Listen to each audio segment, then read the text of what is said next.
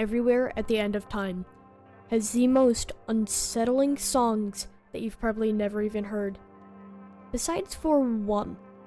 You've definitely heard this song whether it was through TikTok, YouTube, or any other social media, because it was associated with the backrooms. Now if you still don't know what I'm talking about, I'm talking about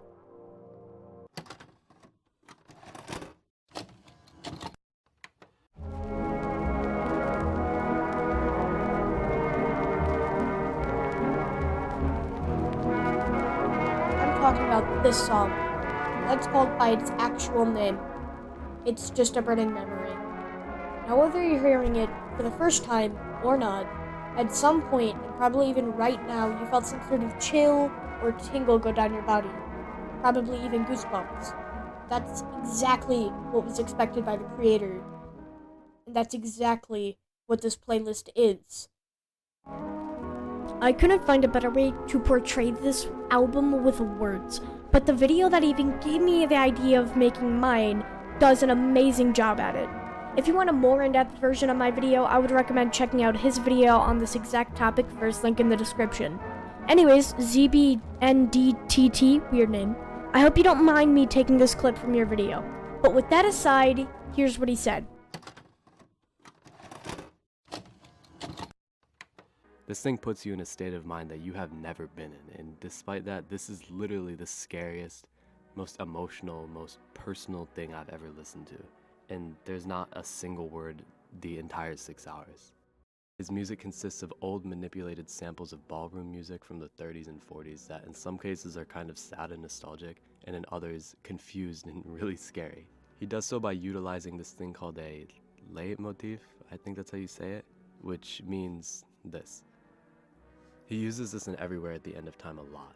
He actually uses this across his whole discography, and it's a really great way to show the deterioration of memories. One version of a song may be slow and melancholy, while another is distorted and confused to the point where you can barely recognize it.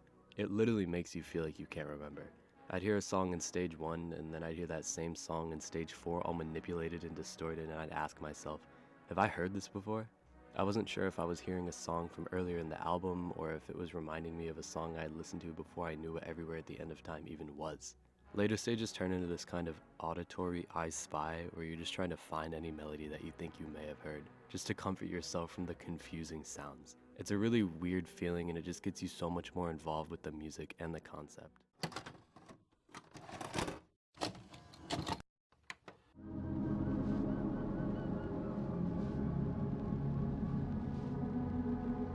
James Leland Kirby was born on May 9th in 1974.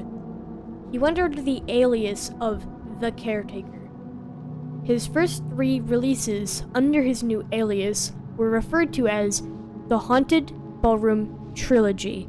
Now, this wasn't James's first time making music, as he's been doing it since 1999, as proven by his first ever album, which you probably guessed was released in 1999. It was called Selected Memories from the Haunted Ballroom.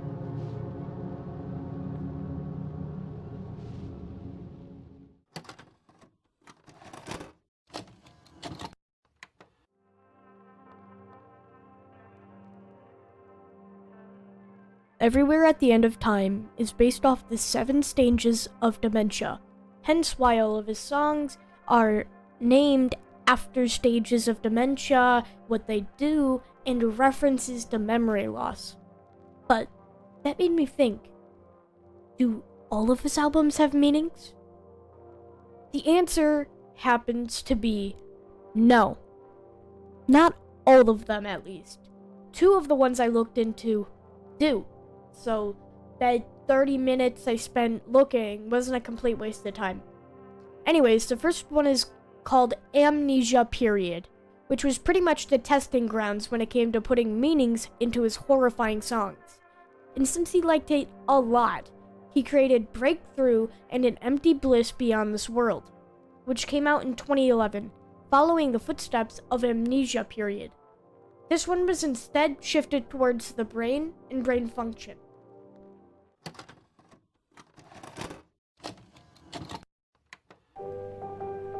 It's the end of today's video. I know I didn't give any good explanations about it or any long explanations about it. I just gave the really brief ones. But my video wasn't really a explanation video. I was trying to make it more like a brief introduction. I hope you guys enjoyed. I'm not gonna make a video like this ever again. I've spent 3 days on this. I'm really, really tired, and I've been staying up late at night to make this video for you guys. I know it's not much. It's my first time making a video like this, and probably my last.